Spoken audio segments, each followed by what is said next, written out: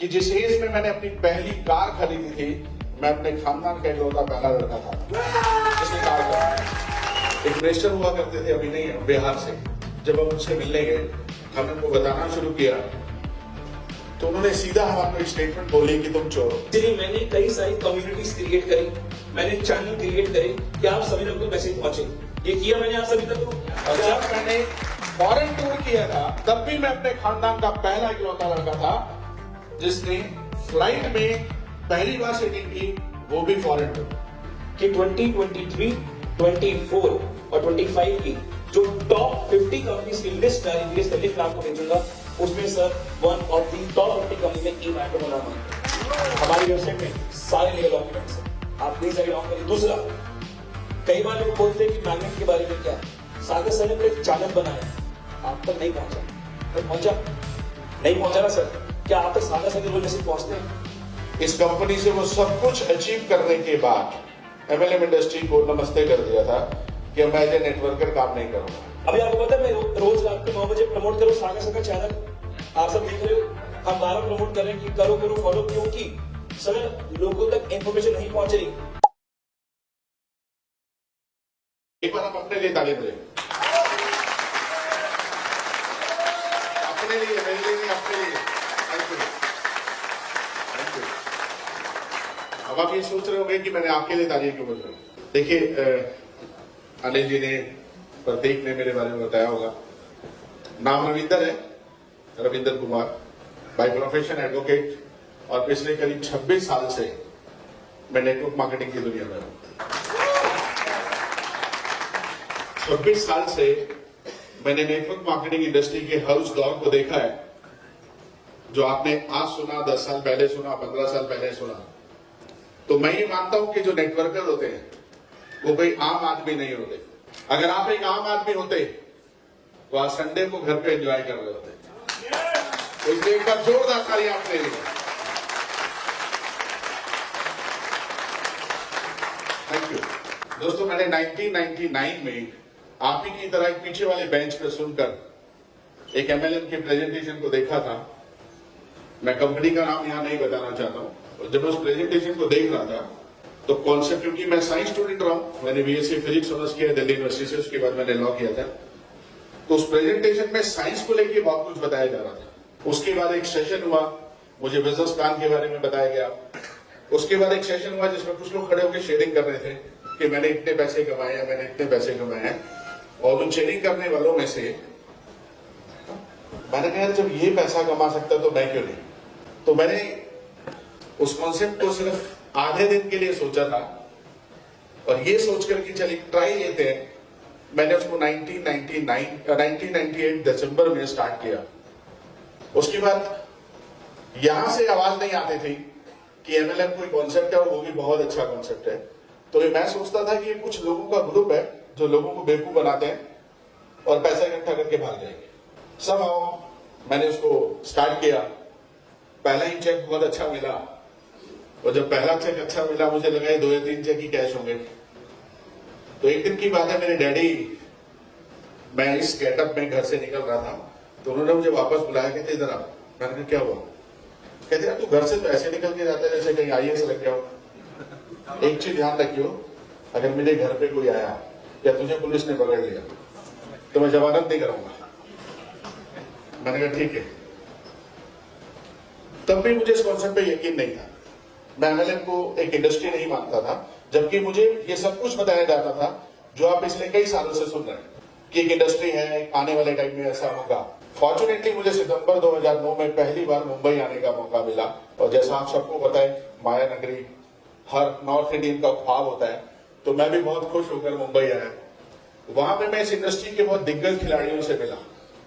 मैं उस आदमी से भी मिला जिसने उस टाइम पे नेटवर्क मार्केटिंग में पीएचडी की हुई थी। उनसे मिलने के बाद लगा नहीं यार ये कॉन्सेप्ट वो नहीं है जो हम सोचते थे। वापस आके सोचा कि नहीं अब इसको करेंगे और बहुत अच्छे तरीके से करेंगे। तो इसको जाना, और जो मैंने जाना मैं आप सबके साथ शेयर करना चाहता हूं। इसके बाद आप फ्री हैं, लीगल कोई भी क्वेश्चन आपके माइंड में चल रहा हो आप मेरे से पूछ सकते हैं। जितना मैंने सीखा है इस इंडस्ट्री को, मैंने जाना है, मैं कोशिश करूंगा आपको बहुत कुछ बताकर जाऊं ताकि आप एक चीज मान सकें कि एमएलएम को एज ए कैरियर लिया जा सकता है या नहीं। आप में से कोई बता सकता है एमएलएम हिंदुस्तान में कब शुरू हुई थी? 96। कंपनी का नाम सबको पता है? एमवे। ऑफिशियली मोदी केयर ने स्टार्ट किया वेस्ट दिल्ली में 31 मार्च। मोदी केयर ने पहला ऑफिस एस्टेब्लिश किया था रजौरी गार्डन दिल्ली में। मोदी केयर के बारे में आप सब जानते हैं तो ज्यादा बताने की जरूरत नहीं है। उसके बाद बहुत सारी कंपनीज आई और 2010 तक आते आते हमारी गवर्नमेंट ने ये सोचना शुरू किया कि एक इंडस्ट्री है। 2012-13 में लोकसभा में क्वेश्चन नंबर 48 पूछा गया था, क्या डायरेक्ट सेलिंग क्राइम है? उस टाइम ये सिंधिया जी के जो राजेश पायलट जी के जो बेटे हैं ये मिनिस्टर हुआ करते थे। तो मेरे कुछ दोस्त थे उनमें, वो उनसे जाके मिले थे तो उनको हमें काफी टाइम लगा था ये कन्विंस करने में कि एमएलएम इंडस्ट्री है। एमएलएम एक इंडस्ट्री है, प्रॉपर इंडस्ट्री है। वेस्टर्न कंट्रीज में ये बहुत सालों से काम कर रही है। तब जाके उन्होंने क्वेश्चन पूछने को एक्सेप्टेंस दी थी कि मैं लोकसभा में क्वेश्चन पूछूंगा। यहां से गवर्नमेंट ने सोचना शुरू किया। एक चीज मैं बता देना चाहता हूं, जब मैं एज ए नेटवर्कर ये सारी बातें सोचता था, सुनता था, तो मुझे कभी नहीं लगता कि ऐसा कुछ होने वाला है। Multi level marketing, direct selling, इसको एक इंडस्ट्री का दर्जा मिलेगा, ये कभी नहीं होने वाला। लेकिन 2013-14 खत्म होते होते इस बीच में 2009 के आसपास आप लोगों में कई सारे लोगों को याद होगा, ध्यान होगा, कुछ कंपनीज आई थी जिनको हम ROI कंपनीज कहते हैं, यहां से स्टार्ट हुई थी। इन कंपनीज के आने का इफेक्ट ये हुआ कि गवर्नमेंट को थोड़ा सा टाइम और लगा ये समझने में कि इन दोनों चीजों में डिफरेंस क्या है, क्या फर्क है इन दोनों चीजों में। ROI कंपनीज में, पिरामिड स्कीम्स में ये फर्क है। तो मैं 2016 के एंड तक आते आते जब मिनिस्ट्री ऑफ कंज्यूमर अफेयर्स ने गाइडलाइन बनाई थी, आपको याद होगा सितंबर 2016, इन्होंने गाइडलाइन बनाई और कुछ सर्टेन गाइडलाइंस दी कि जो भी लीगल एमएलएम कंपनीज हैं वो इन गाइडलाइंस को फॉलो करेंगी। इसी बीच में मैंने सन 2006 में इस कंपनी से वो सब कुछ अचीव करने के बाद एमएलएम इंडस्ट्री को नमस्ते कर दिया था कि मैं एज ए नेटवर्कर काम नहीं करूंगा, क्योंकि मेरी धर्मपत्नी बैठी है यहाँ पे। एक दिन कुछ ऐसी बात हो गई थी, उन्होंने मेरे से कमिटमेंट लिया था कि आप एमएलएम कभी नहीं करोगे। तो मैंने इनको वायदा किया था कि मैं एमएलएम नहीं करूंगा, लेकिन इस इंडस्ट्री से प्यार बहुत है, इतना प्यार है कि मैं आपको शब्दों में नहीं बता सकता। तो सोचा अब क्या किया जाए इस इंडस्ट्री की सेवा करने के लिए। आपने अक्सर बड़े बड़े नेताओं से सबसे सुना होगा कि हमारे को इस देश ने क्या दिया, तो मैं यहाँ पे पूछता हूँ कि हमने इस देश को क्या दिया। यही सोच मैंने रखी, क्योंकि मैंने भी एमएलएम इंडस्ट्री से पहला फॉरेन टूर किया था। मैंने नेम, फेम, पैसा सब कुछ कमाया हुआ है 2006 तक। और यकीन कीजिएगा, जो नेटवर्क मार्केटिंग का फेवरेट डेस्टिनेशन है आज भी, तो जब मैं समुद्र के नीचे गया था तो मेरे पास शब्द नहीं थे बताने के लिए कि मैं कितना खुश महसूस कर रहा था, कितना खुश था मैं। उस पल को मैं आज भी याद करता हूं तो बहुत खुश होता हूं। 2016 तक आते आते हमने ये मानना शुरू किया कि चलो यार इस इंडस्ट्री को कुछ देते हैं। तो 5 लोगों ने मिलकर एक एसोसिएशन बनाई 2017 में, जिसका नाम रखा गया था federation of Indian direct selling industries. आपने IDSA का नाम सुना होगा, Indian direct selling industry.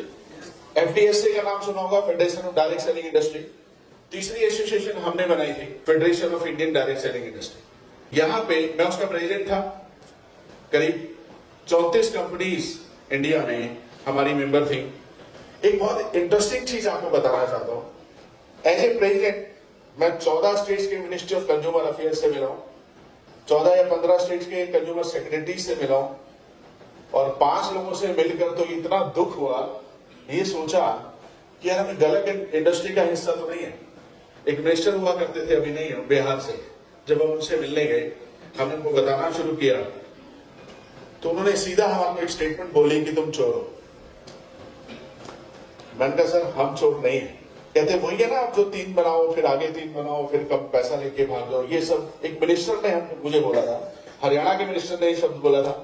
Rajasthan के मिनिस्टर ने मुझे ये कहा था कि यार हम तो कई बार चीट हुए हैं।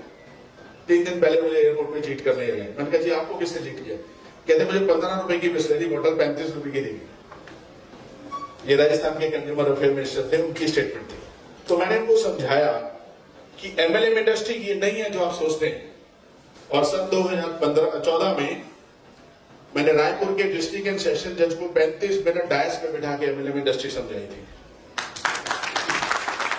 कि एमएलएम इंडस्ट्री कहां से शुरू हुई, कैसे शुरू हुई, क्यों शुरू हुई और आगे जाके इसका फ्यूचर क्या है। और मैं मिनिस्ट्री ऑफ कंज्यूमर अफेयर की सेक्रेटरी हैं निधि खरे मैडम, मैं उनसे कई बार मिला हूं और इस इंडस्ट्री के स्कोप को देखा, इस इंडस्ट्री के स्कोप को जाना। तो आपको जानकर ताज्जुब होगा कि जिस इंडस्ट्री में आप सवार हो चुके हैं, ये इस साल के खत्म होने तक करीब 65,000 करोड़ का टर्नओवर करने जा रहे हैं। 65,000 करोड़। और ये मैं नहीं कह रहा हूं, गवर्नमेंट के डाटा बोलते हैं, आप चेक कर सकते हैं कहीं, जिसका लगभग 1/4 मार्क्स हम अचीव कर चुके हैं। 487 कंपनीज थी टोटल हिंदुस्तान में जिन्होंने अपने आप को रजिस्टर किया था मिनिस्ट्री ऑफ कंज्यूमर अफेयर की साइट पे। और 28 दिसंबर सन 2021 वो दिन आया जो हर अच्छा नेटवर्कर सोचता है। मिनिस्ट्री ऑफ कंज्यूमर अफेयर ने इसके रूल्स बनाए, कंज्यूमर प्रोटेक्शन एक्ट को अमेंडमेंट किया गया। और अगर आप कंज्यूमर प्रोटेक्शन एक्ट 2019 के नए सेक्शंस को पढ़ेंगे तो उसमें एमएलएम के ऊपर सेक्शन 85 से आगे तक सारा एमएलएम से रिलेटेड है। ये आप खुद पढ़ सकते हैं, देख सकते हैं। तो एक बात तो तय है कि आप बहुत अच्छी इंडस्ट्री का एक हिस्सा बन चुके हैं। जाने अनजाने आप एक बहुत अच्छी इंडस्ट्री का एक पार्ट बन चुके हैं जिसका शायद आपको अंदाजा नहीं है।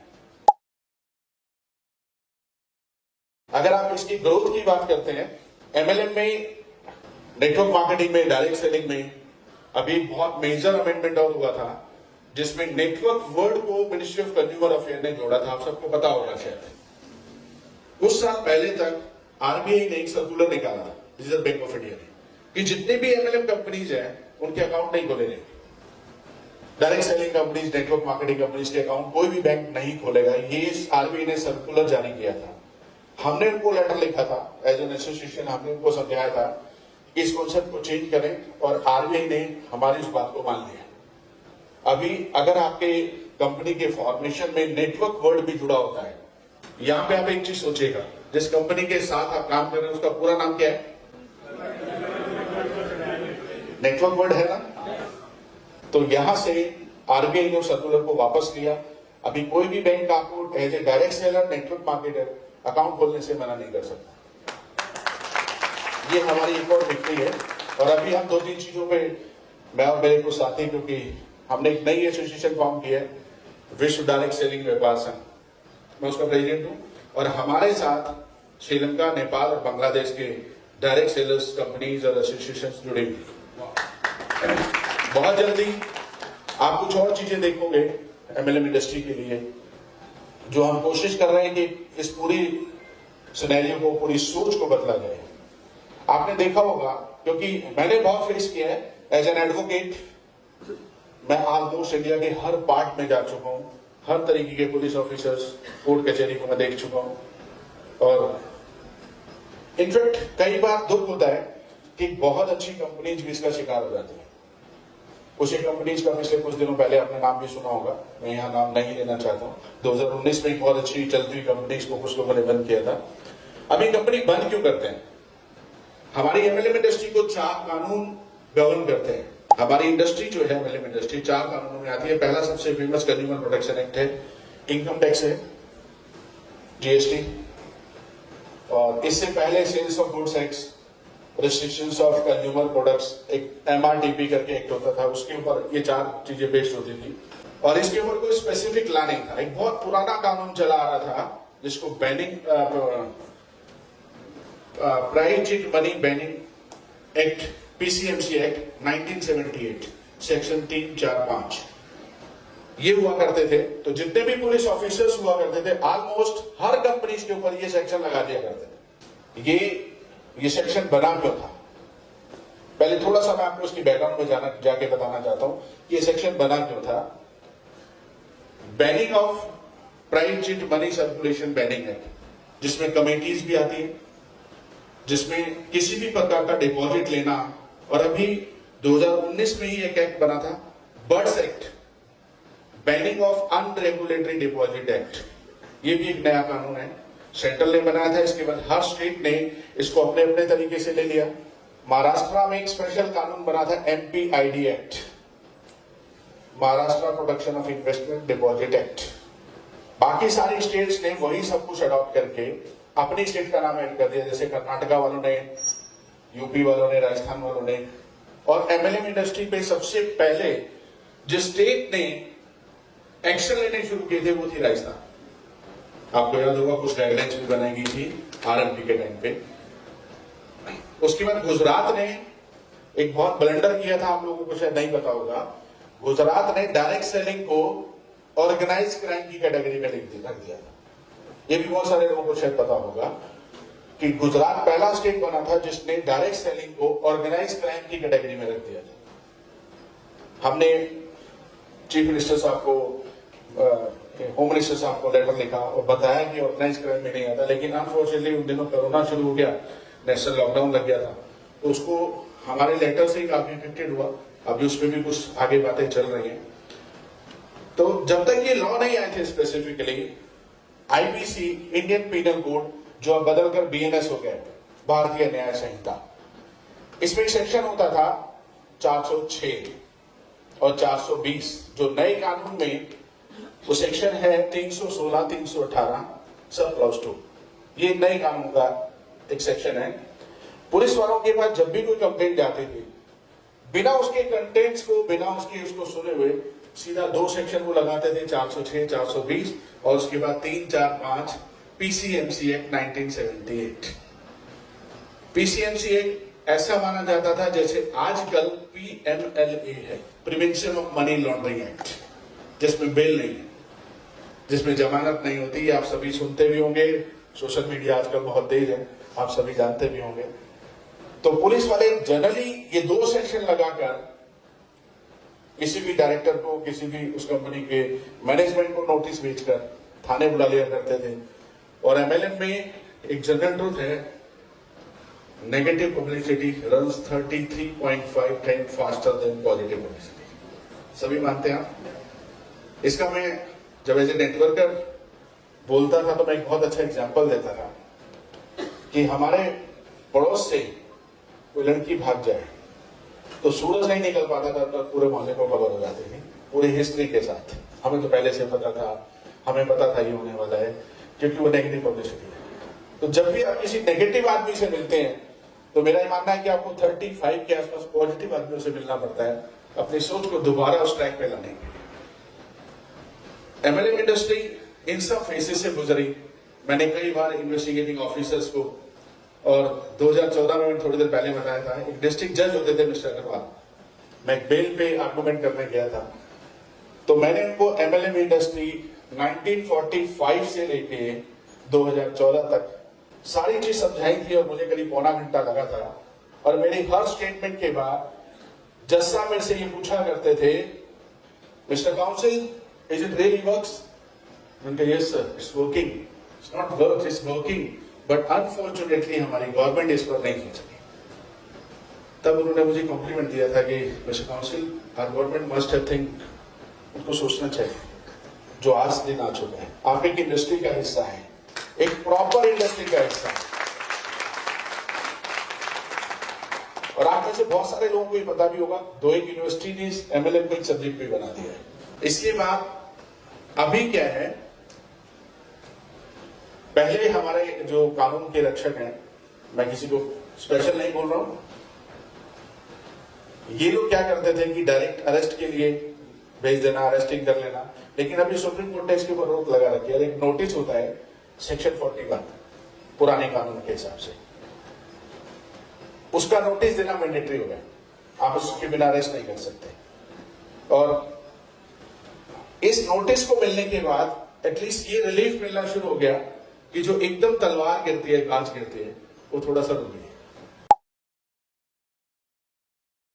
लीगल एस्पेक्ट में जहां जिस कंपनी की वजह से आज आप इकट्ठे हुए, आप में से कितने लोग मानते हैं कि वो 100% लीगल है?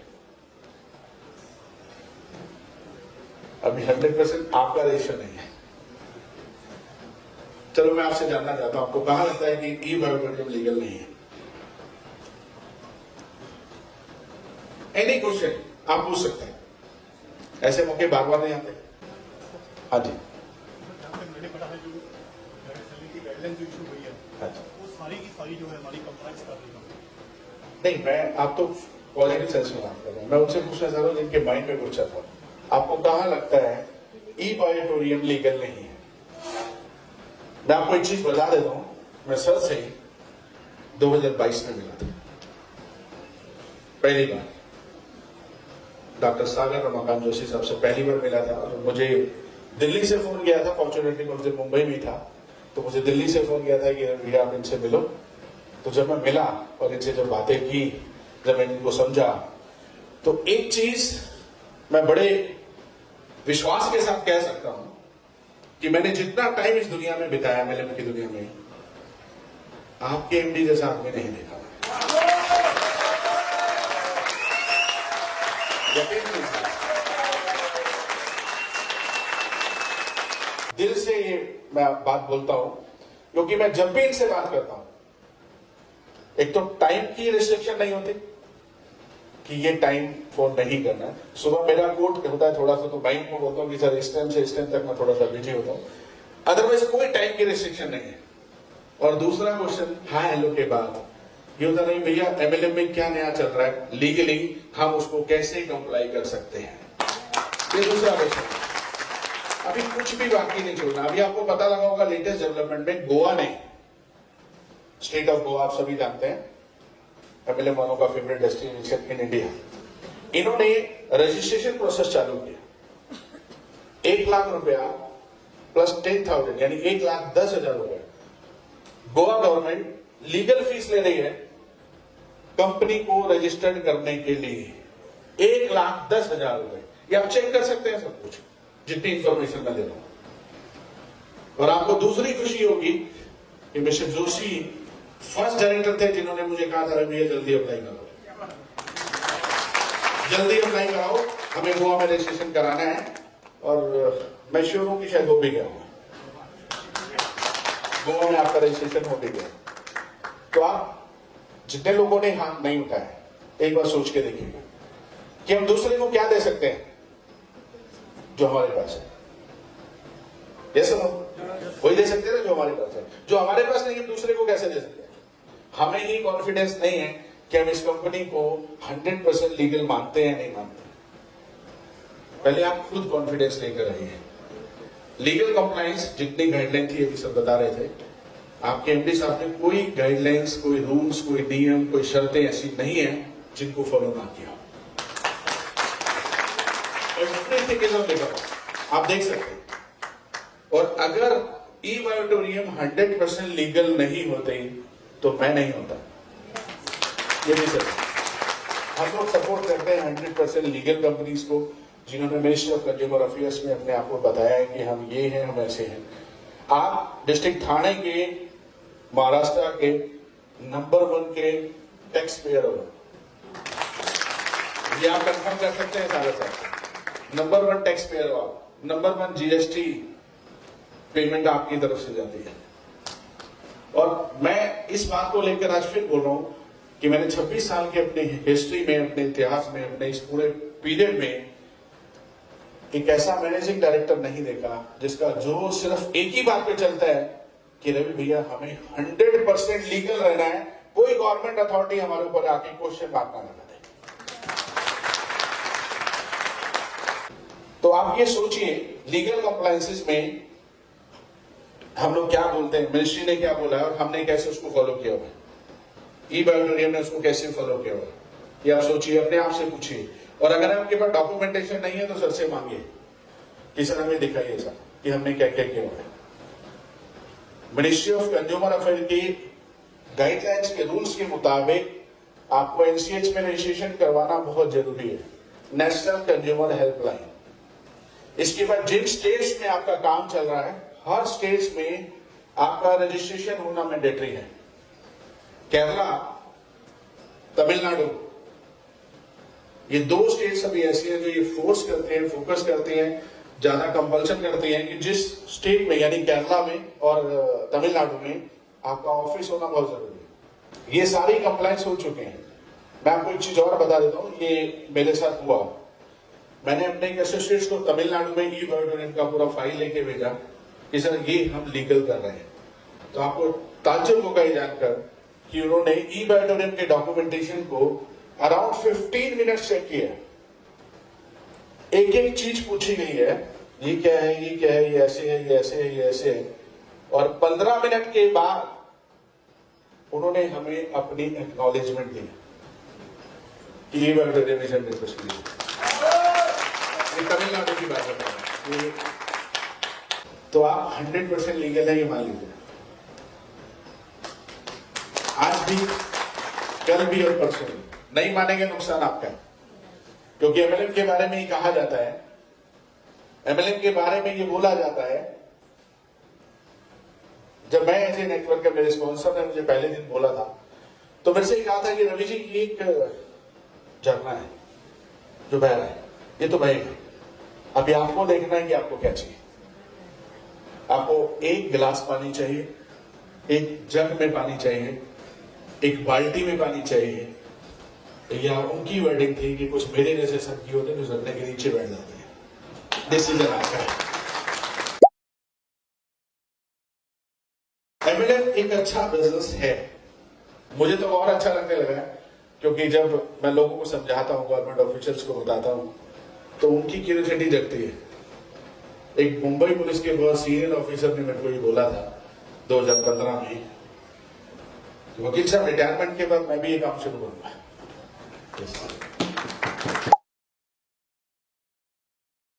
सर पहला क्वेश्चन तो मेरा ये है, जैसे मार्केट में जाते हैं तो लोग बोलते हैं कि बाइनरी इलीगल है, और बाइनरी में वो 2-1 का बिल चलता है हमारे लिए, मैचिंग इनकम है, तो हमारा प्लान फिर कैसे लीगल है? थोड़ा सा उसके बारे में। चलो, बाइनरी इलीगल नहीं है, as per government rules binary illegal नहीं है कहीं भी। आप इसको पढ़ सकते हैं, सारे रूल्स को पढ़िएगा, कॉपी ना हो तो आप मेरे से ले सकते हैं, मैं प्रोवाइड कर रहा हूँ। प्लीज बैठ जाइए, पूछ लें, आप बैठ के पूछने को दिक्कत नहीं। बाइनरी इलीगल नहीं है, ये बात आप दिमाग में बिठा लीजिए। अब बाइनरी को इलीगल क्यों बनाया जाता है, क्यों माना जाता है, क्यों एक मिसकॉन्सेप्शन है, वो इसलिए है कि pyramid scheme, binary mean pyramid, सभी जानते हैं। तो पिरामिड स्कीम क्यों बैन है, पिरामिड स्कीम का एक्चुअल मीनिंग क्या है, आप ये समझ लें तो आपको खुद समझ आ जाएगा कि बाइनरी बैन नहीं है। और मैं आपको ये कह नहीं रहा, पढ़िएगा जो गवर्नमेंट के रूल्स हैं, 28 दिसंबर 2021 को रूल्स बने थे, आप उसमें पढ़िएगा, उन्होंने कहीं नहीं लिखा, उन्होंने पिरामिड वर्ड लिखा है। अभी पिरामिड वर्ड क्या है इसको समझिए। जहां पे रिक्रूटमेंट के बदले पैसा मिले वो पिरामिड स्कीम है, जहां पैसे के बदले पैसा मिले वो पिरामिड स्कीम है, वो बैन है, वो स्ट्रिक्टली बैन है। इनफैक्ट महाराष्ट्र ने कुछ साल पहले कुछ प्रोडक्ट्स की एक लिस्ट भी निकाली थी कि आप उसको सेल नहीं कर सकते, बहुत सारे लोग जानते हो, बट बाइनरी बैन नहीं है। पिरामिड स्कीम क्यों बैन है, जहां पे किसी के ज्वाइनिंग करने से मुझे पैसा मिलता है, वो गलत है।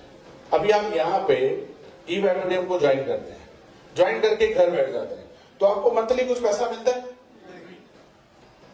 कुछ इंसेंटिव आता है, या सागर साहब ने कहा कि ज्वाइन करके घर बैठ जाओ, 100 रुपीज 200 रुपीज पर मंथ देते रहेंगे। अगर ऐसा है तो इलीगल है। जहां पे हम सेल परचेज करते हैं, किसी भी प्रोडक्ट को सेल करके उसका इंसेंटिव मिलता है, वो इलीगल नहीं है। तो ये आप दिमाग में बिठा लीजिएगा, बाइनरी इलीगल नहीं है, पिरामिड स्कीम इलीगल है, जहां पे पैसे के रिटर्न में हम पैसा दे रहे हैं वो इलीगल हो गया। सर मेरा दूसरा क्वेश्चन है, एज एन जैसे नेटवर्क मार्केटिंग के हिसाब से लोगों के पास जाते हैं, तो बहुत सारे लोगों के सवाल आते हैं कि सर आप कंपेल नहीं कर सकते किसी को एक पूरा पैकेज लेने के लिए, हम यहाँ पे पैकेज सेल करते हैं, ना कि सिंगल एक प्रोडक्ट। तो लोग बोलते हैं कि हम अपनी चॉइस से ले सकते हैं, लेकिन पैकेज हम क्यों लें? तो वो पैकेज सेल करना इकट्ठा एक पैकेज, वो लीगल है या इलीगल? नहीं, देखो पैकेज सेल्स पे भी बैन नहीं है किसी भी किस्म का, ये कंपनी के डिस्क्रिप्शन पे डिपेंड करता है। आपने जब भी किसी भी कंपनी का प्रोजेक्ट कॉन्सेप्ट देखा समझा होगा, तो आपको एक कॉन्ट्रैक्ट दिया जाता है, कॉन्ट्रैक्ट समझाया जाता है कि आप इसको साइन करिए। ये भी एक गाइडलाइन का, एक रूल्स का हिस्सा है। आप विदाउट कॉन्ट्रैक्ट किसी को ज्वाइन नहीं करा सकते, आप ज्वाइनिंग फीस नहीं ले सकते, ये रिस्ट्रिक्टेड है, स्ट्रिक्टली रिस्ट्रिक्टेड है। आप ज्वाइनिंग के नाम पे 2000, 10,000, 5,000 नहीं ले सकते। ये रूल है, और अगर ऐसा है तो ये इलीगल है। पैकेज रखना नहीं रखना एक कंपनी के डिस्क्रिप्शन में डिपेंड करता है। तो ये आप अपने सीनियर्स को सजेशन दीजिए कि हमें ये प्रॉब्लम आ रही है, हम ये फेस कर रहे हैं। और दूसरा देखो, एक चीज मैं मानता हूं, मुझे एक किस्सा याद है, 2002 की बात है। मैं बहुत रिमोट इंटीरियर में, मेरे पास सेंट्रो कार हुआ करती थी जिसको रिमोट से खोला करते थे और रिमोट से बंद होती थी। तो मैं गांव में गया कुछ लोगों से मिलने के लिए। अफसोस ये हुआ कि जब मैं गाड़ी स्टार्ट कर रहा था तो आजकल के इंजन में आवाज नहीं आती, आपने देखा होगा। तो मुझे एक कॉम्प्लीमेंट मिला था कि देखो ये चोर है, चोरों की गाड़ियां ऐसी होती है जिसमें आवाज नहीं आती। और मुझे देख के लोग भाग जाया करते थे कि लोगों को फंसाने वाले, पागल बनाने वाले, मुर्गा काटने वाले ये आ गए। ये मेरे को टैग मिले हुए, ये सब मैंने देखा हुआ है, झेला हुआ है। तो पैकेज सेल्स पे रिस्ट्रिक्शन नहीं है, बट आप एक एज ए सजेशन दे सकते हैं गाइडलाइंस की तरफ से, ऐसा कुछ। नेक्स्ट सर, एक क्वेश्चन और है मेरा। जैसे मैं मार्केट में जाकर के अपना इनकम प्लान शेयर करता हूँ, तो बहुत सारे लोग सवाल करते हैं कि आपका जो इनकम प्लान है ना, वो कैलकुलेटेड जितना होना चाहिए उतना ही नहीं रहता।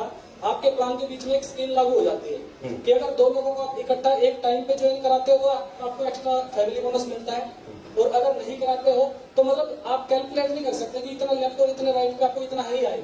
तो क्या वो लीगल है या इलीगल, मतलब वो स्कीम है क्या है? ये सेम चीज है ना, ये उससे जुड़ती है जो इससे पहले वाला क्वेश्चन था। ठीक है, इसमें जो गाइडलाइन या रूल्स बने हैं उसमें ये सब नहीं कहा गया कि ये रिस्ट्रिक्टेड है, ये नहीं है। ये कंपनी की डिस्कशन है, कॉन्ट्रैक्ट में क्या क्या शर्तें कंपनी लिखती है, वो उसमें कंपनी की पॉलिसीज क्या है, ये सारी कंपनी के ऊपर छोड़ी है। उनके हिसाब से आपको GST, TDS, direct selling contract, एक आपको डिक्लेरेशन देनी है कि जितने भी डायरेक्टर्स हैं इनको कभी किसी भी इंडिया के कानून ने सजा नहीं दी, ना ही कोई इनका कोई मुकदमा पेंडिंग है, पेंडिंग भी है तो कोई सजा नहीं मिली है, कभी भी कन्विक्टेड नहीं है। तीसरी डिक्लेरेशन होती है कि आप कोई पिरामिड स्कीम, जल्दी अमीर बनो योजना नहीं चला रहे हैं, आप प्रोडक्ट बेचकर इंसेंटिव दे रहे हैं। ये कुछ रूल्स हैं। तो ऐसा ये कंपनी की पर्सनल पॉलिसी होती है, कंपनी जैसे चाहे। Thank you sir. मेरा सिर्फ इतना ही मकसद था कि हमारे और भी साथी बैठे हैं तो कम से कम वो पॉजिटिव तो इन चीजों को। Thank you. हाँ जी, कोई और क्वेश्चन? Yes please.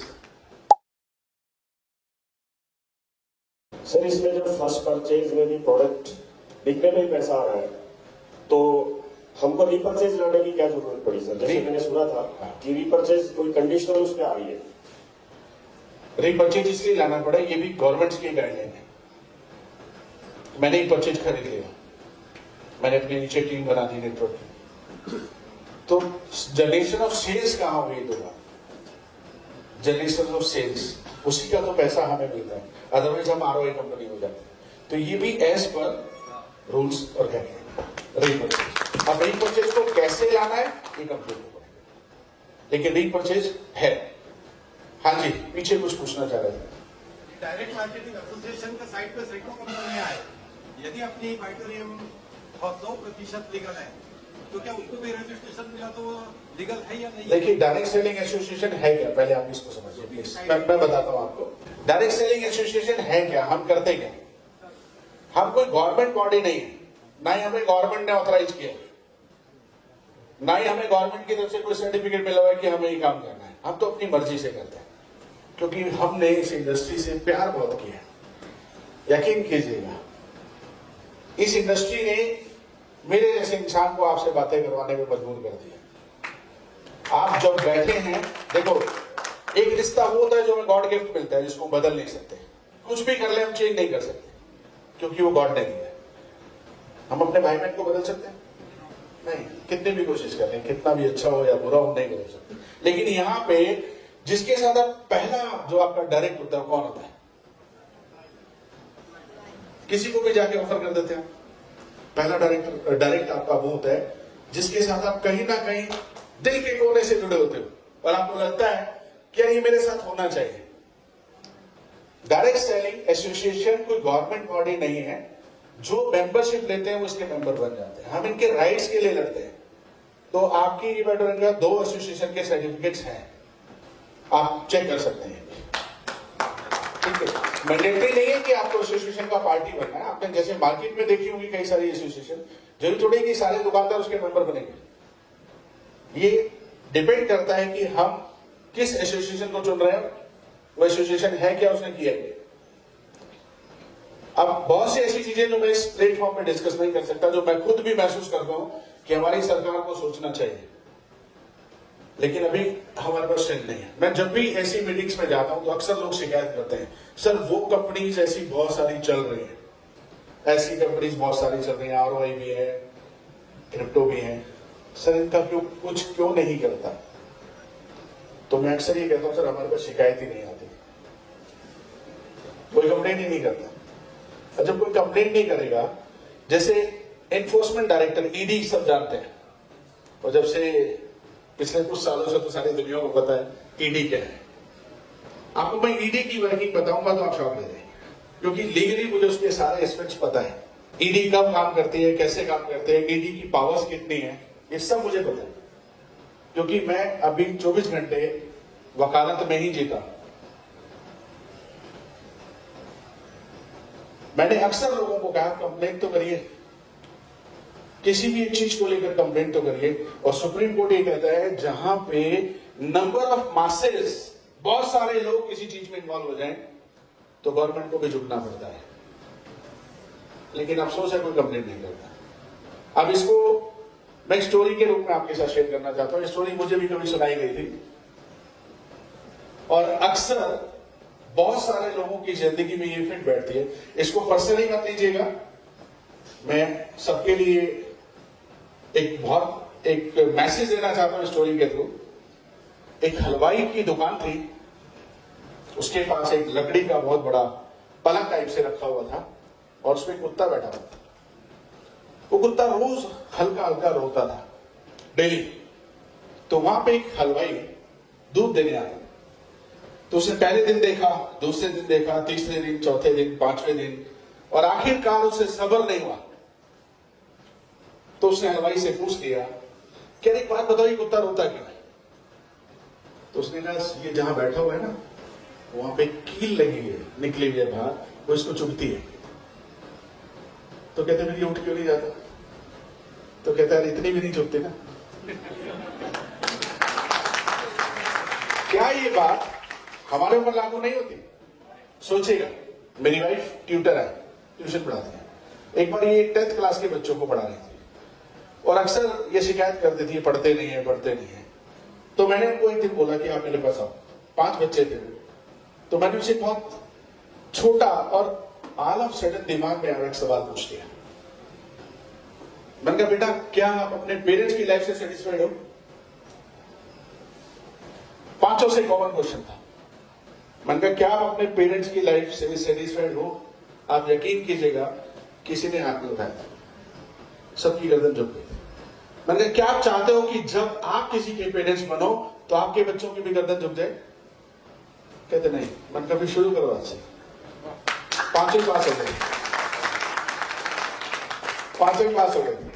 तो यही देखिए, मैं आपको बताना चाहता हूं, मैं जिस रूप में आप मुझे देख रहे हैं, मैं ऐसा कभी नहीं बनना चाहता। मैंने कभी नहीं सोचा था मैं एडवोकेट बनूंगा, मैं नेटवर्क मार्केटिंग करूंगा। और इस नेटवर्क मार्केटिंग ने मुझे उस मुकाम पे पहुंचाया था कि जिस एज में मैंने अपनी पहली कार खरीदी थी, मैं अपने खानदान का इकलौता पहला लड़का था जिसने कार खरीदी। और जब मैंने फॉरेन टूर किया था, तब भी मैं अपने खानदान का पहला इकलौता लड़का था जिसने फ्लाइट में पहली बार सीटिंग की, वो भी foreign tour, because of network marketing industry. दुनिया को बाद में जीतेगा, पहले आप अपने आप को जीतो कि जो मैं कर रहा हूं वो सही है, जो मैं कर रहा हूं, जो मैं सोच रहा हूं वो सही है। जब मैंने अपने आप को जीत लिया तो आप किसी को भी जीत सकते हैं। और मैं ये कहता हूं कि बारी बन जाइए ना सर, आपके सामने जो आए, आते उसकी नेगेटिविटी गायब हो जाए। और इस दुनिया में सबसे बड़ा गुरु मंत्र ये है, हंसना सीख लो, कुछ नहीं चाहिए। सबसे बड़ी बीमारी है ना, अगर हमने हंसना सीख लिया, कुछ नहीं होगा। हमारे पड़ोसियों के पेट में दर्द हो जाएगा, पता नहीं क्यों हंसता रहता। सुबह मिल लो, शाम को। इनफैक्ट मुझे लोग कहते हैं, मैं रेप केस में क्रॉस एग्जामिनेशन कर रहा था, करके बाहर आया तो मेरा मुलजिम कहता है सर आपको टेंशन नहीं होती? मैंने कहा मुझे क्यों यार, जेल तू जाएगा, मैं हंसना इसलिए जरूरी है कि जिंदगी में अगर जीना है तो जीने का अंदाज जरूरी है। जिंदगी में अगर जीना है तो जीने का अंदाज जरूरी है। सीने में चाहे कितने भी गम हो, चेहरे पे मुस्कान जरूरी है। हंसना सीख लो, सब कुछ दूर हो जाएगा। अभी मैं किसी को लाइफ टाइम अपॉर्चुनिटी देने जा रहा हूं जिससे उसकी जिंदगी बदल सकती है, और मेरी बॉडी लैंग्वेज पे 12 बजे हुआ है। देख ले यार, तेरी मर्जी है। पहले आप अपने आप को जीतो, जानो ई ऑडिटोरियम क्यों अच्छी है। यकीन करना, जब भी एमडी साहब मुझे फोन करते हैं, अमूमन तीसरे चौथे दिन फोन आ जाता है, रवि एमएलए में कुछ नया तो नहीं हुआ, कुछ नया तो नहीं चेंज करना, कुछ नए रूल्स, नए गाइडलाइंस। पहला सवाल ही होता है। तो सोचिए, जो इंसान सोचते ही है और जो पुराने साथी हैं वो समझ रहे होंगे कि जिस झटके से ई ऑडिटोरियम उभरी है, एक आम आदमी होता तो सरेंडर कर दिया होता उसने। एक आम डायरेक्टर होता तो सरेंडर कर दिया होता और कंपनी के दरवाजे बंद हो गए होते। मैं उस पल का गवाह हूं, मैंने देखा है, उस पल में भी देखा है, इस पल में भी देखा है, और बाकी सब आप जानते हैं अच्छी तरह से। प्रतीक जी भी उसी टाइम के साथ हैं, इनको पता है क्या? हाँ जी सर, और कुछ दिमाग में चल रहा हो किसी के? हाँ जी। रवि जी, सबसे पहले तो आपको बहुत बहुत धन्यवाद और आपका वेलकम पूरे परिवार की तरफ से। और सबसे अच्छी बात यह सर कि क्योंकि आप डायरेक्ट सेलिंग का इंटरेस्ट जानते हैं, तो आप इस चीज को इतना इंटरेस्टिंग बना पा रहे हैं। वरना एक एडवोकेट जब स्पीच के लिए खड़े होते हैं ना, तो लोग अवॉइड करते हैं कि यार एडवोकेट हैं तो रूल्स रेगुलेशन की बात करेंगे। तो इस वेलकम के साथ में मैं विवेक नायक हूँ, बाय प्रोफेशन में कंपनी सेक्रेटरी हूँ। मेरा टीसीएस का ऑफिस है भोपाल में, 12 साल की प्रैक्टिस है। और इस चीज से मैं भी जूझता हूँ क्योंकि मेरी फर्म में सीए है, सीए से फाइनेंशियल एडवाइजर हैं। तो वो लोग यही सब रास्ते में मजाक उड़ाते हैं, मतलब लंच में और ये सब चीजें करते हैं। अब धीरे धीरे उनके मजाक जो है ना वो ज्वेलरी में चेंज हो चुके हैं, और मैं बर्नआउट में काम करता हूँ उनके साथ। बहुत मेरी दुआएं आपके साथ। तो सर, आपके जैसे लोगों का अगर साथ है बायोटोरियम में, तो आप मान के चलिए जितने लोग बैठे हुए हैं ना, 2 दिन की ट्रेनिंग तो क्या है वो मालूम नहीं है।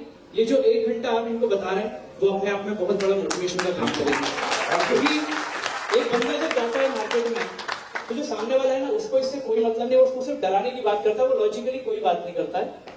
तो मैं पूछ रहा हूँ कि एज अ एडवोकेट या as a legal adviser of E Biotorium company, क्या हम कुछ चीजों के अपने वेबसाइट के ऊपर लीगल पेज करके अपन कर सकते हैं, या वो अपने लिए प्रॉब्लमेटिक हो सकता है? प्रॉब्लमेटिक इसलिए नहीं कि अपन कुछ गलत कर रहे हैं, इसलिए कि लोग क्वेश्चन ज्यादा करने लगे। क्या वो कर सकते हैं हम लोग? नहीं, आप कर सकते हैं। और आप देखिएगा लीगल पेज आपकी वेबसाइट का है, सब कुछ है उसमें। नहीं मुझे, हाँ तो मतलब अगर मैं बात कर लूंगा सर से। हाँ सर, एक वो हो जाए। और दूसरा जो रूल्स रेगुलेशन की बात आपने बोली, तो 1100 रुपीज जो भी रिपर्चेज में हमने रखा है, क्या वो भी मैनेजमेंट के डिस्क्रिप्शन पे गवर्नमेंट में है गाइडलाइन में? नहीं, गवर्नमेंट ने कहा है कि रीपर्चेज कंपलसरी है। ठीक है, फिर उसके बाकी मैनेजमेंट कंपनीज का डिस्क्रिप्शन है। चलिए सर, रीपर्चेज मैंडेटरी है, ये एज पर रूल्स है। तो मेरे ख्याल से सबको हो चुका होगा। हम लोग प्लान लेते हैं तो शायद जी सब करिए क्वेश्चन। माइक दे दीजिएगा। Thank you sir, thank you very much. Welcome. नमस्कार सर, जब से प्रोग्राम शुरू हुआ था तब से आपका इंतजार था। Thank you. इस सेशन का क्योंकि जी एक्सपीरियंस सर पूरी नेटवर्क इंडस्ट्री में, जैसे आप जानते हैं, एक हमारे जो लोग हैं बहुत ज्यादा कई पढ़े लिखे नहीं है, हर एक कोई एजुकेशन का क्राइटेरिया नहीं है, और कई लोग चले ये समझ नहीं पाते कि मतलब जो है ये लीगल चीजें क्या होती है, ये MLM उनके बस का बात नहीं है, और उनको जो है फील्ड में कई चीजों का मतलब इसका फेस करना पड़ता है। मेरे क्वेश्चंस नहीं कह सकते, मैं सजेशंस कुछ मतलब देना चाहता हूँ। एक तो जैसे मेरे साथी ने कहा, हमारे सीनियर्स सर, उसमें क्या है कि कोई भी आजकल जो है जो हम बात करते हैं, तो सोशल मीडिया जो हमारा जो नेटवर्क सिस्टम ऐसा है कि जैसे हमारे मुंह में बात निकलती है तुरंत वो गूगल सर्च करता है, और गूगल सर्च में जो है अगर आपके पास उनके क्वेश्चंस का आंसर नहीं है तो आपकी जो है बड़े बड़े की फूंक निकल जाती है वहां उनके सामने, क्योंकि वो डाटा के साथ बात करता है और आपके पास कुछ नहीं होता। हमारा जो है नो डाउट वेबसाइट है, लेकिन मैं जो है क्योंकि मैंने शुरू करा था तो first 2 months I devoted on collection of all the documents कि हमारी कंपनी का लीगल कंप्लायंस क्या है एंड जो 28 दिसंबर 2021 के रूल क्या है, क्योंकि जो पढ़े लिखे वो तो कर लेते हैं, लेकिन 90% जो लोग हैं जो फील्ड में हमारे जो है जो ज्यादा पढ़े लिखे नहीं है वो भी फेस करते हैं, उनको अकेले को फेस करना पड़ता है, किसी घर में जाए उनके पास जवाब नहीं होते। तो मेरा सजेशन है कि अगर हमारा जो है एक सत्ताओं की वेबसाइट हो जिसमें अगर पोर्टली या ब्लॉग हो जिसमें लीगल चीजों का जवाब होना चाहिए। वो नोटिस में क्या है कोई नहीं जानता, लेकिन जैसे ही मतलब जो नोटिस आया तो सब पूरे जो है हो गया कि जो 17 कंपनी डीलिस्ट हो गई है उनको सरकार ने नोटिस दे दिया है। अब बीच में क्या है कोई नहीं जानता। हमारे पास क्या उसका आंसर था, क्योंकि हमारे पास कोई लिटरेचर नहीं है। लेकिन अगर कोई होता तो जैसे नोटिस आया था हमारी पूरी जो 28 लाख हमारे डिस्ट्रीब्यूटर उनको ये नॉलेज हो था कि भी कोई उसमें बड़ी बात नहीं है and we are sending reply to the government, जो चली भी गई होगी। आज 6 महीने हो गए, क्योंकि जब खोलते हैं ना ई बायोटोन का नाम लिखते हैं तो वो चीजें सामने आ जाती है। सेकंड सर्विस में से है जो कंप्लायंस जो आप मेरे कल लीगल जो आपने अभी बताया कि जोशी साहब जो गाइडेंस आपसे ले रहे हो, एक उसमें डिस्क्लोजर नाम की चीज है कि क्या क्या डिस्क्लोजर कंपनी को करने हैं जो लीगल है। सर एक बहुत इंपॉर्टेंट चीज है जो मैं फेस कर रहा हूं, मेरी टीम फेस कर रही है जी। एक तरफ बोलते हैं जितनी हमारी यूट्यूब बनी हुई है कि हमारे जो प्रोडक्ट्स है, जो मेजर प्रोडक्ट है मेंटस के 250 बीमारियों से ज्यादा ऊपर काम करते हैं, उनको ठीक करते हैं। तो जब जो है ये करते हैं तो इतना मोटा करके इतने मोटे फॉन्ट में प्रोडक्ट के ऊपर क्या लिखता है, company does not take any warranty और गारंटी कि ये जो प्रोडक्ट है आपको मेडिकल चूज करेंगे, मेडिकली आपको ठीक करेंगे। तो ये कंट्राडिक्टी नहीं है। नहीं सर मेरा क्वेश्चन, प्रदीप जी मेरा क्वेश्चन पूरा हो गया, क्योंकि नहीं सर हम जो है देखो हम जहां पर आए हैं 3 दिन करते हैं। पूछे सर उसमें से क्या है कि ये क्वेश्चन जो है ना जहां तो मुझे बॉम्बे जाना पड़ता, लेकिन रास्ते में मेरी लाइन जो अपलाइन है they are not able to answer this question, that's why I am raising this questions. इसको आप प्लीज उल्टा ना लीजिए क्योंकि हमें फेस करना है। वी आर नॉट टेकिंग, आप you have a right. Sir उसमें से क्या है ये चीज जो है, जब मैं प्रोडक्ट के बारे में मेरी टीम जब मैं बोलता हूँ कि आपका माइग्रेन भी ठीक हो जाएगा, यह भी हो जाएगा, जब मैं प्रोडक्ट हाथ में देता हूँ तो उसमें बड़े मोटे करके लिखते हैं कंपनी गारंटी नहीं, तो वो उसमें क्वेश्चन आता है कि आप किस केस पे, आपकी कंपनी तो गारंटी नहीं देती, आप सर किस केस पे गलत करते? 2 क्वेश्चन है। 13 दिसंबर 2024 एक नोटिस आया था 17 कंपनी। पहले मैं बताता हूँ नोटिस था क्या, आप सब समझ लेंगे, अच्छा रहेगा आपको। तो हमने हर कंपनी जो लीगल कंपनी जब उनकी तरफ से इतना बड़ा bundle ministry of consumer affair में डिपॉजिट किया, सबमिट किया, सॉरी, कि हम ये डॉक्यूमेंट्स के साथ ये चीजें कर रहे हैं। तो उन्होंने 17 कंपनीज को एक लेटर लिखा कि सर जो आप कर रहे हैं वो हमें आप एक्सप्लेन करें कि आप कैसे कर रहे हैं। ये वो लेटर था, पहली बात। दूसरी बात, इसका जवाब 3 तरीके से दिया जा चुका है। 3 तरीके से, 3 तरीके, पहला ईमेल, दूसरा फिजिकल सबमिशन, तीसरा बाय पोस्ट सबमिशन। 3 तरीके से इसका जवाब दिया जा चुका है। तीसरी और सबसे इंपॉर्टेंट बात आप सोचिएगा सर, 13 दिसंबर 2024 ही क्या चल रहा है? उन 17 में से कोई कंपनी बंद हुई? उन 17 में से कोई कंपनी बंद हुई? किसी को ताला लगा, किसी को गवर्नमेंट ने बैन कर दिया कि एमएलएम नहीं कर सकते? ये नोटिस एक लीगल प्रोसेस है। कंपनी के डॉक्यूमेंट की स्क्रूटनी के बाद उन्होंने कोई चीज हमसे एक्सप्लेनेशन मांगी जो दे दी गई है, जिसकी कॉपी भी आपको प्रोवाइड करा दी गई। सर अब आपको मैं देता जवाब। प्रॉब्लम क्या है हमारी इंडस्ट्री में, खासकर हमारी इमारत में मैं कई बार रेस कर चुका हूँ, एक मैसेज जब सागर सर से पास होता है तो नीचे के बंदर नहीं पहुंचता। क्या आप सब लोग इस बात से एग्री करते हैं? क्या आप सभी तक हर मैसेज पहुंचते हैं? क्योंकि आपकी अपने आप तक नहीं पहुंचा। इसलिए मैंने कई सारी कम्युनिटीज क्रिएट करी, मैंने चैनल क्रिएट करे कि आप सभी तक तो मैसेज पहुंचे। ये किया मैंने आप सभी तक को, क्या आपकी टीम ने मुझे फोन किया था, मेरा मैसेज नहीं पहुंचता। सर जैसे वो नोटिस पास हुआ, सागर सर ने नेक्स्ट डे लीगल टीम बैठी, रवि जी पूरा उसको लीड कर रहे थे, पूरी टीम बैठी और उसका जवाब जो सागर सर ने सबमिट किया, उससे पहले सागर सर ने वीडियो रिकॉर्ड कर अपने पूरे लोगों तक पहुंचा। क्या वो लोगों तक पहुंचा था? आप सभी तक आया था? उसके बाद सर जो लीगल जवाब ई बायोडोली ने दिया, जो रवि जी ने पूरी एक्सपर्टीज लगाई, उसके बाद हमारा एक सेशन हुआ था मिस्टर राहुल सूदन जी का, the director of federation of Indian direct selling association, और वहां पे बहुत अच्छी अनाउंसमेंट हुई अभी रिसेंटली कि 2023, 24 और 25 की जो टॉप 50 कंपनीज की लिस्ट आई, लिस्ट का लिंक मैं आपको भेजूंगा, उसमें sir one of the top 50 company में ई बायोटो बना हुआ है। इसमें लीगली हमने वहां पे उनको यहाँ पे किया, और वो आप सबने सुना जूम पे ई बायोटो टॉप की 50 कंपनी में आ चुकी है। और ये प्रोग्राम कहीं पर लाइव हुआ था बैंगलोर में, मैं बैंगलोर में था, सागर सर में, वहां पे इसकी ओपन अनाउंसमेंट हुई थी करीब करीब 500 लोगों में। अब आपके दूसरे क्वेश्चन का जवाब देता हूं मैं। आपने कहा सर हम कहते हैं कि हम 250 वेल को ठीक करते हैं। मैं आप सभी से पूछना चाहूंगा कि क्या कंपनी ने या जूम मीटिंग में मैंने या सागर सर ने कभी कहा कि हम इस बीमारी पे काम करते हैं? सर सॉरी टू से, शायद थोड़ा कम्युनिकेशन गैप हो गया। सर कंपनी कभी इवन क्लेम नहीं करती कोई बीमारी के लिए। इवन सर एक स्पेशलाइज्ड डॉक्टर भी क्लेम नहीं करता, हार्ट स्पेशलिस्ट, कि मेरे से ऑपरेशन करोगे आपका हार्ट ठीक होगा। सर एक सेकंड नहीं करता, सुनिएगा।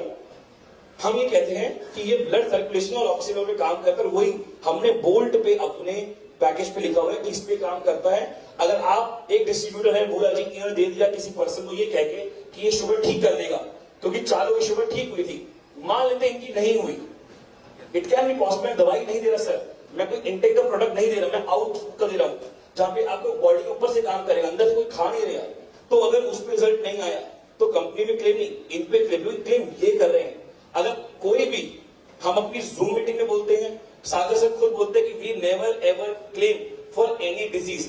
हम सिर्फ ये बता रहे हैं कि मैग्नेट काम करता है ब्लड सर्कुलेशन पे और ऑक्सीजन पे, और उसी ये बीमारी अक्कर होती है 130, और उसमें रिजल्ट मिलते हैं, और उसी रिजल्ट से आज हम 28 लाख लोगों तक पहुंचे सर। उसी लिए एक कॉल पे 250 का परिवार यहाँ पे आके बैठा है। तो we never ever claim for any disease. क्या आप में से किसी ने कभी क्लेम किया कोई डिजीज के लिए? हेलो, थोड़ा लाउड एंड क्लियर बोल सकते हैं आप? क्या उसके बावजूद भी आपको शुगर में रिजल्ट नहीं आया, आपको पैरालिसिस पे नहीं आया, आपको सर्वाइकल पे नहीं आया? सर आप मेरी जूम मीटिंग में आया करो, कल भी थी, हर थर्सडे लोग अगर टेस्टिमोनियल देते ना सर, हमारे रोंगटे खड़े हो जाते हैं मेरे विवेक सर के कि कैसे पॉसिबल है। पर we never ever claim for any particular disease. तो सर ये चीजें थी। हाँ प्लीज बोलिए ओपनली बात करिए। देखिए कोई नेगेटिव पॉजिटिव नहीं है। कई बार किसी को एक दो क्वेश्चंस पे करने पे प्रतीक की बात मैं थोड़ा सा कंटिन्यू करता हूँ। अभी सर ने कहा था कि हम हमारे प्रोडक्ट पे क्यों लिखा हुआ है, मैं इसमें थोड़ा सा लीगल बता देता हूँ आपको। डिटॉल कभी खरीदेगा, डिटॉल 99 सारे खरीदेगा आप सब, उसमें भी ये लिखा होता है। It is 99। अगर हम गारंटी लिख देंगे तो हम डॉक्टर्स हो जाएंगे। सर फोन छोटा होना चाहिए। नहीं ये भी सर एज पर मेटोलॉजी गवर्नमेंट कहता है, methodology। गवर्नमेंट कहता है सर, आप बताओ टू बी वेरी ऑनेस्ट, क्योंकि मैं रवि से बहुत बार बैठता हूँ बात करता हूँ सर, जब लीगल मेटोलॉजी आती है ना, अगर मैं सच कह रहा हूँ सर, आप बैठ जाओगे कहोगे भाई दिमाग खराब हो गया। आपको पता है सर अभी कैचअप कंपनी में क्लेम हुआ, रवि जी एक अभी रिसेंटली आपने शायद शेयर किया, एक अभी क्लेम हुआ टमाटो केचप पे, उसमें लिखा था रियल टमाटो केचप।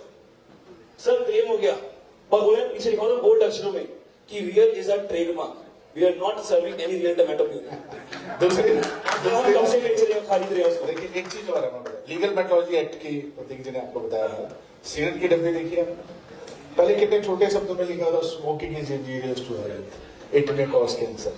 अभी आधी डिब्बी पे लिखा होता ना, फोटो छपी होती है यहाँ की, कैंसर खतरनाक है। ये किसने बोला? गवर्नमेंट ने बोला। तो वो जो बोल्ड अक्षरों में लिखा है गवर्नमेंट ने कहा है। क्या पैसा करिए। अब अभी जब सिगरेट को नहीं बोल सकते ना कि ये सिगरेट नहीं, जो अच्छी चीज है, और वो जो फेफड़े में सड़े उसको इतना सा दिखा, हाँ। सर नहीं बोल सकते, ये लीगल मेट्रोलॉजिकल एक्ट क्या नहीं होता। यस हाँ प्लीज बताइए सर ओपनली, अरे please.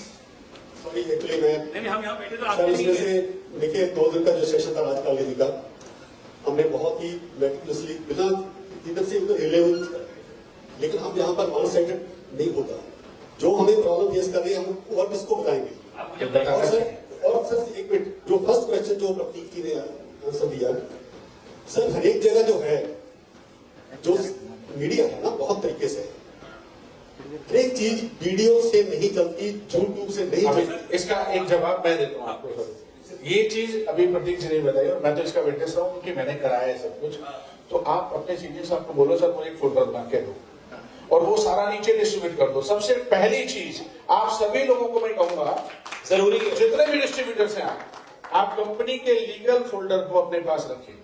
Ravi ji soft copy में रखो, हार्ड। रवि जब ये सीसीपी का हुआ था उसके बाद शायद आपने डॉक्यूमेंट दिए सर, उसके नेक्स्ट डे हमारी वेबसाइट में सारे लीगल डॉक्यूमेंट्स हैं, आप प्लीज आगे डाउन करिए। दूसरा, कई बार लोग बोलते हैं कि मैग्नेट के बारे में क्या, सागर सर ने एक चैनल बनाया, आप तक नहीं पहुंचा, फिर पहुंचा नहीं पहुंचा ना सर?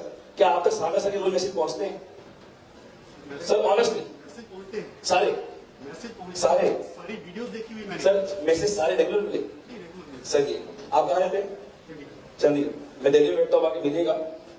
अभी आपको पता है मैं रोज रात को 9 बजे प्रमोट करूँ सागर सर का चैनल, आप सब देख रहे हो, हम बार बार प्रमोट कर रहे हैं कि करो करो फॉलो, क्योंकि सर लोगों तक इंफॉर्मेशन नहीं पहुंच रही। सर आपका गुड नेम क्या है?